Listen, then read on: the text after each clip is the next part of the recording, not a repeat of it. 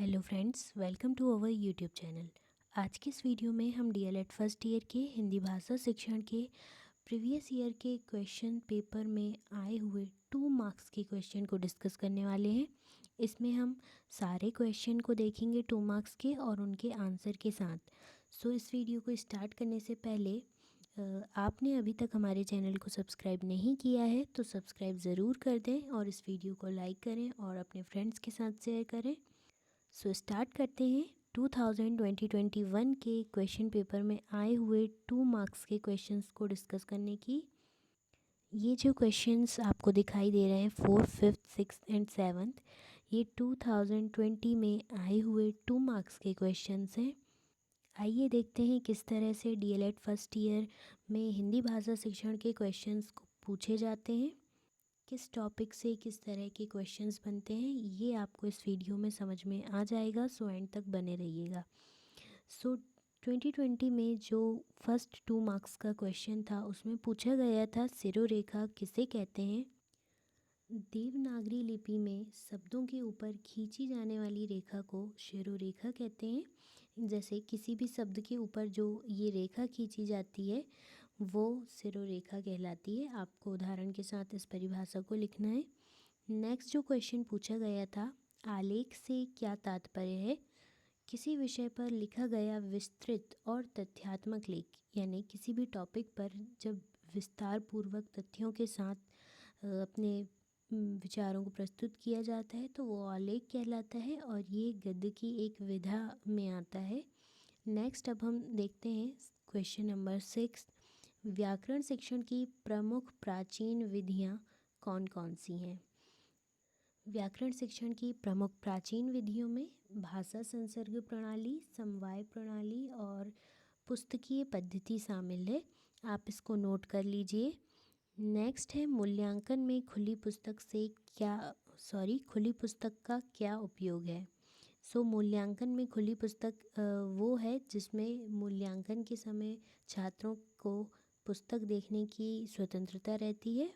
वो किसी भी टॉपिक को पुस्तक में देख सकते हैं, क्योंकि इसका उद्देश्य है कि छात्रों की रटने की क्षमता के बजाय उनकी समझ, समस्या समाधान कौशल और उनकी महत्वपूर्ण सोच का आकलन किया जा सके, ताकि वो किसी भी टॉपिक को देखकर उसमें से क्या सीखकर प्रकट कर रहे हैं या आउटपुट दे रहे हैं वो होता है। नेक्स्ट अब हम देखते हैं 2020 में ही क्वेश्चंस पूछे गए थे।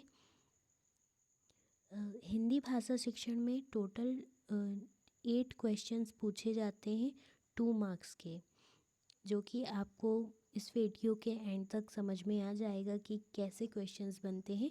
और आपके अगर आप इस ईयर एग्ज़ाम देंगे तो आपके क्वेश्चन पेपर में ये क्वेश्चंस आने के बहुत 100% चांसेस हैं, क्योंकि इनमें प्रीवियस ईयर के क्वेश्चन से ही लिए जाते हैं क्वेश्चन। और 6 ईयर के प्रीवियस ईयर के क्वेश्चन कवर करने पर आपको अंदाज़ा हो जाएगा कि किस टॉपिक से कैसे क्वेश्चंस पूछे जाते हैं। सो अब हम नेक्स्ट देखते हैं मूल्यांकन में खुली पुस्तक का क्या उपयोग है। ये आप समझ गए होंगे। शिक्षण कैसी प्रक्रिया है। शिक्षण एक गतिशील और सतत चलने वाली प्रक्रिया है जो ज्ञान, कौशल और दृष्टिकोण के संचरण और विकास पर केंद्रित होती है। आप इसी तरह शिक्षण कैसी प्रक्रिया है वो समझा सकते हैं। नेक्स्ट अब हम देखते हैं वाचन कौशल की 2 विशेषताएं कौन कौन सी होती हैं। तो वाचन कौशल की मुख्य जो हैं 2 विशेषताएं वो स्पष्टता है और प्रवाह है।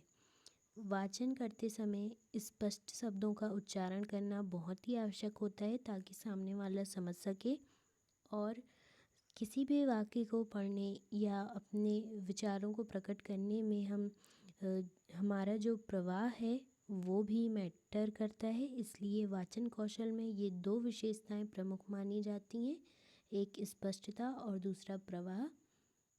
नेक्स्ट जो ये है, ये 2021 में पूछे गए क्वेश्चंस हैं 2 मार्क्स के, ये आप नोट कर लीजिए।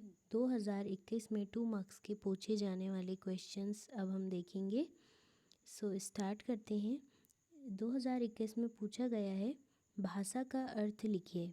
मनुष्य द्वारा अपने भावों और विचारों को व्यक्त करने का साधन ही भाषा कहलाती है। आप इससे अच्छी और आपको पता हो तो वो भी परिभाषा लिख सकते हैं, बट ये शॉर्ट है, आपको इजीली याद हो जाएगी।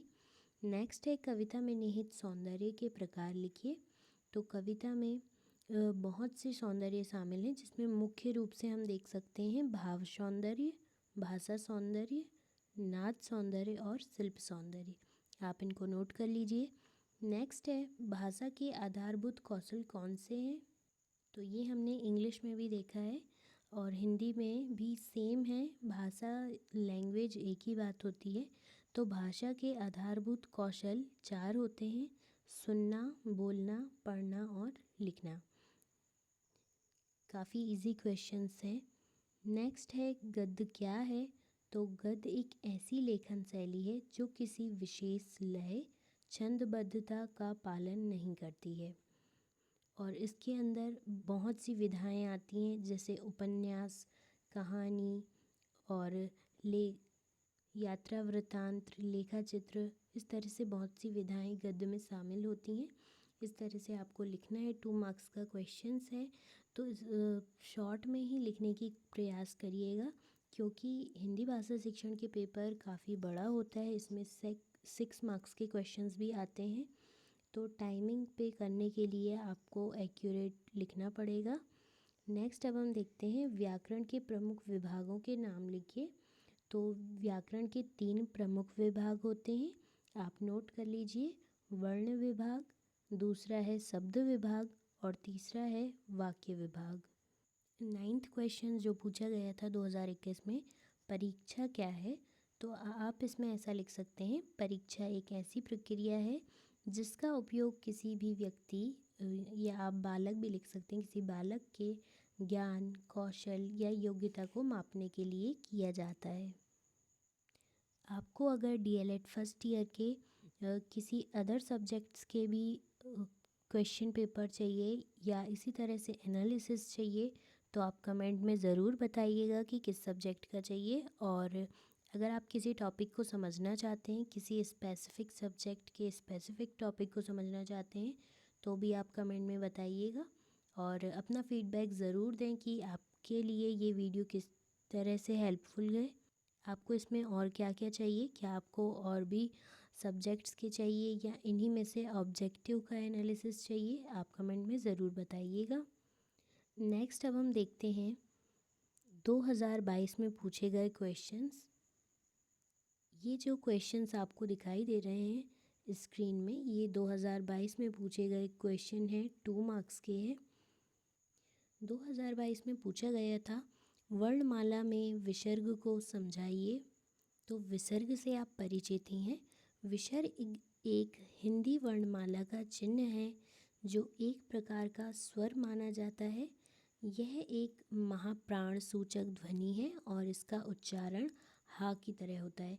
आप इसका एग्जाम्पल लिखकर भी बता सकते हैं, जैसे कि किसी भी स्वर या व्यंजन के बाद, जैसे रामः, आप उदाहरण सहित इसे स्पष्ट करेंगे तो आपको अच्छे मार्क्स मिलेंगे, क्योंकि एग्जामिनर पे एक अच्छा इम्पैक्ट जाता है। आप परिभाषा लिखें और अलग से उदाहरण प्रस्तुत कर सकते हैं। नेक्स्ट जो क्वेश्चन पूछा गया था, छात्रों में सुनना कौशल विकास के लिए किन किन शिक्षण विधियों का उपयोग किया जा सकता है। बहुत ही इजी क्वेश्चन है, तो आप इसका उत्तर ऐसे लिख सकते हैं, सुनने कौशल विकास के लिए विभिन्न शिक्षण विधियों का उपयोग किया जा सकता है, जिनमें से कुछ प्रमुख विधियां हैं।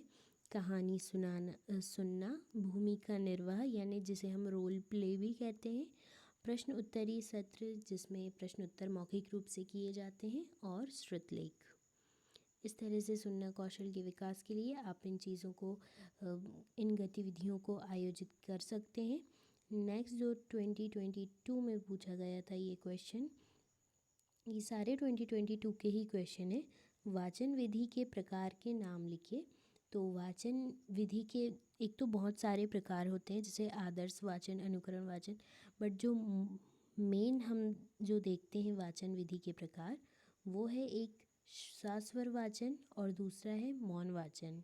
सास्वर वाचन ध्वनि निकाल कर किया जाता है, जिसमें सासर वाचन में उच्चारण की बहुत ही महत्वपूर्ण भूमिका होती है, प्रवाह के साथ पढ़ा जाता है और आप इसे समझ सकते हैं बोल बोल कर पढ़ा जाता है, जबकि मौन वाचन शांत मन से पढ़ा जाता है, मन मन में पढ़ा जाता है। इसमें टाइम वेस्ट कम होता है, कम समय में आप अधिक चीज़ें पढ़ पाते हैं और सस्वर वाचन में टाइम ज़्यादा लगता है, क्योंकि प्रॉपर प्रोनंसिएशन करने के लिए टाइम काफ़ी उसमें हो जाता है।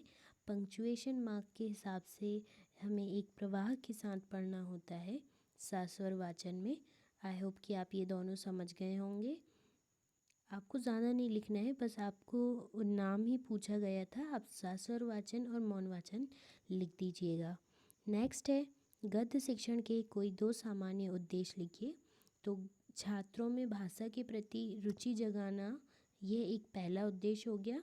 और दूसरा जो सामान्य उद्देश्य है, उन्हें शुद्ध उच्चारण के साथ पढ़ने योग्य बनाना गद्य शिक्षण का मुख्य उद्देश्य है। तो इस तरह से आप ये दोनों उद्देश्य को 1 और 2 पॉइंट डालकर लिख दीजिएगा।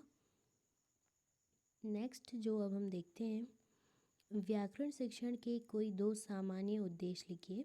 तो भाषा की संरचना और नियमों को समझाना पहला है उद्देश्य व्याकरण शिक्षण का।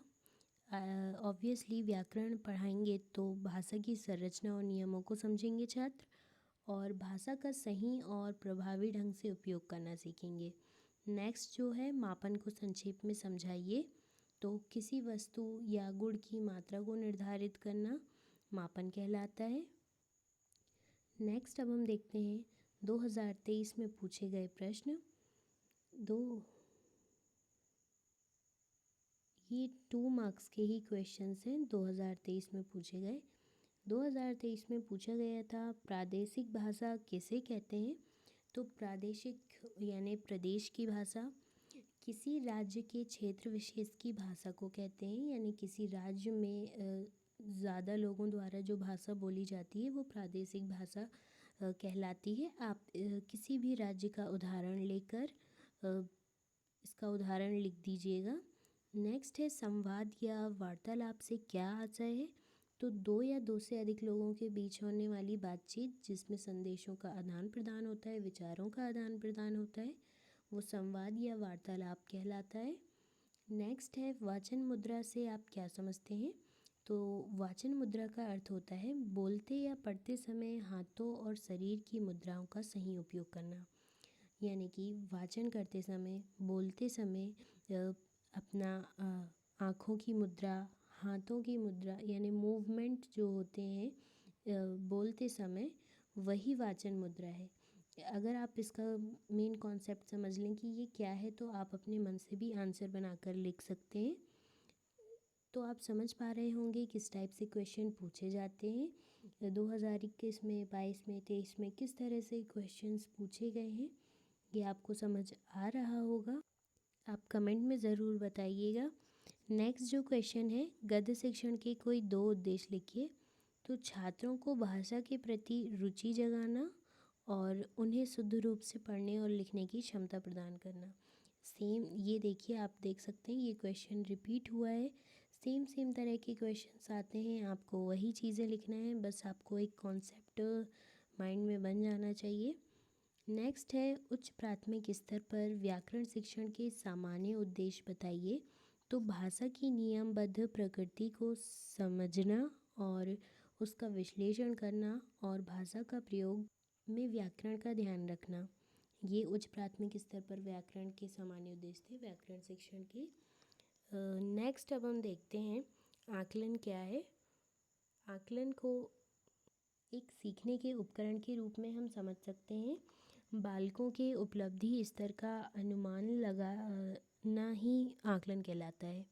यानी आकलन न केवल किसी चीज़ का मूल्यांकन करना नहीं है या किसी भी चीज़ को आंकना नहीं है, जबकि बालकों की उपलब्धि स्तर का अनुमान लगाना है, ताकि उन पर विभिन्न शैक्षिक उपलब्धियों के प्रयास किए जा सकें, यानी उनमें जो कमियां हैं उनका ज्ञात किया जा सके और उन पर कार्य किया जा सके, इसलिए आकलन किया जाता है। आप एक सिंपल सी परिभाषा के थ्रू ये समझ गए होंगे। नेक्स्ट अब हम यहाँ पर देखते हैं 2024 में पूछे गए 2 मार्क्स के क्वेश्चन। इसमें है अनुस्वार से आप क्या समझते हैं। तो अनुस्वार एक नासिक ध्वनि है जो हिंदी और अन्य भारतीय भाषाओं में एक बिंदु के रूप में लिखी जाती है। यह एक व्यंजन ध्वनि है जो स्वर के बाद आती है और नाक से उच्चारित की जाती है। आप इसका उदाहरण ले सकते हैं, जैसे बिंदु का रूप किन्हीं शब्दों में किया जा सकता, जैसे दिनांक में ना में आ की मात्रा के ऊपर यूज़ होता है। इस तरह से आप और भी उदाहरण लिख सकते हैं अपने हिसाब से, जो आपको इजी लगे। नेक्स्ट है बोलना कौशल विकास के लिए कोई एक गतिविधि लिखिए। तो कहानी सुनना बहुत ही फेमस गतिविधि है बोलने कौशल के विकास के लिए। नेक्स्ट है मौन वाचन से होने वाले लाभ। तो मौन वाचन से ज्ञान में वृद्धि होती है, समय का सदुपयोग होता है और एकाग्रता में सुधार आता है। ये मौन वाचन से होने वाले लाभ हैं। अगर आप समझ गए होंगे कि मौन वाचन क्या है तो आप ये ईजिली समझ सकते हैं। नेक्स्ट है प्राथमिक स्तर पर गद्य शिक्षण के 2 उद्देश्य लिखिए। तो बच्चों में भाषा के प्रति रुचि पैदा करना और उन्हें शुद्ध एवं स्पष्ट रूप से पढ़ने और लिखने के योग्य बनाना। ये प्राथमिक स्तर पर गद्य शिक्षण के 2 उद्देश्य हैं। आपने देखा होगा कि प्राथमिक स्तर में, उच्च स्तर में पूछे गए हैं गद्य शिक्षण के उद्देश्य, व्याकरण शिक्षण के उद्देश्य। तो आपको इन टॉपिक को ध्यान से पढ़ना है। नेक्स्ट है निगमन प्रणाली का वर्णन कीजिए। तो निगमन एक ऐसी प्रक्रिया है जिसमें सामान्य सिद्धांतों या नियमों से शुरू करके विशिष्ट उदाहरणों या निष्कर्षों तक पहुंचा जा सकता है। नेक्स्ट अब हम देखते हैं 9वां क्वेश्चन, गृह कार्य की उपयोगिता लिखिए। तो छात्रों को कक्षा में सीखे गए पाठों को दोहराने, स्वाध्याय की आदत विकसित करने और समय प्रबंधन कौशल सिखाने में मदद करता है गृह कार्य। ये काफ़ी अच्छे हैं, इजी पॉइंट्स हैं, आप इनको नोट कर लीजिएगा। और अगर आपको ये वीडियो यूज़फुल लगी होगी तो लाइक ज़रूर करें, और अभी तक सब्सक्राइब नहीं किया है तो सब्सक्राइब कर लें। अब हम देखेंगे 2025 के हिंदी भाषा शिक्षण में पूछे गए 2 मार्क्स के क्वेश्चंस। तो 2025 में पूछे गए हैं ध्वनि साम्य विधि एक क्या है, उदाहरण सहित लिखिए। तो ध्वनि साम्य विधि वह वैज्ञानिक अध्ययन है जो मानव द्वारा उत्पादित और कथित ध्वनियों का विश्लेषण करता है। नेक्स्ट है वाचन मुद्रा क्या है। ये भी प्रीवियस ईयर का क्वेश्चन है। जैसा कि हमने देखा, वाचन करते समय जो उचित शारीरिक मुद्राएं बनाए रखना, शारीरिक हाव भाव, वो वाचन मुद्रा कहलाते हैं। नेक्स्ट है भाषा की कक्षाओं की मासिक योजना को स्पष्ट कीजिए। तो शिक्षक हर महीने एक विशेष थीम या अवधारणा पर ध्यान केंद्रित करते हुए शिक्षण रणनीतियों और गतिविधियों की जो योजना बनाता है और छात्रों के सीखने का आकलन करता है, वही भाषा की कक्षाओं में मासिक योजना कहलाती हैं। अगर आपको इस तरह की यूनिक टॉपिक को डिटेल में समझना है तो आप कमेंट में टॉपिक का नाम ज़रूर लिखें। और नेक्स्ट क्वेश्चन है उच्च प्राथमिक स्तर पर व्याकरण शिक्षण के सामान्य उद्देश्य लिखिए। तो छात्रों को भाषा के नियमों की समझ विकसित करना, भाषा के विभिन्न रूपों का ज्ञान कराना और छात्रों को भाषा का प्रभावी ढंग से उपयोग करने में सक्षम बनाना उच्च प्राथमिक स्तर पर व्याकरण शिक्षण के सामान्य उद्देश्य हैं। इस तरह से आपको लिखना है। नेक्स्ट जो क्वेश्चन पूछा गया था, पोर्टफोलियो क्या है, इसमें रखी जाने वाली सामग्रियों का संक्षिप्त वर्णन कीजिए। तो पोर्टफोलियो एक व्यक्ति के काम, कौशल और उपलब्धियों का संग्रह होता है जो एक व्यवस्थित तरीके से प्रदर्शित किया जाता है।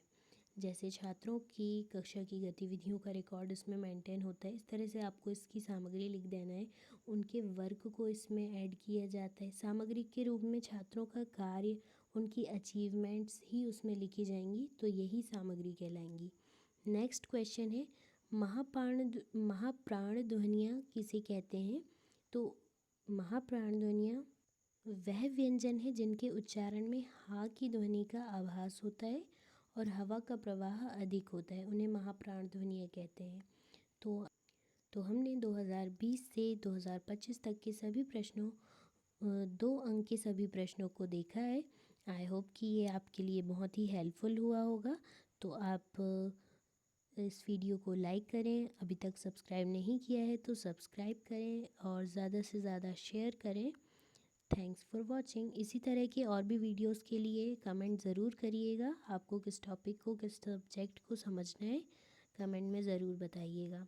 Thanks for watching.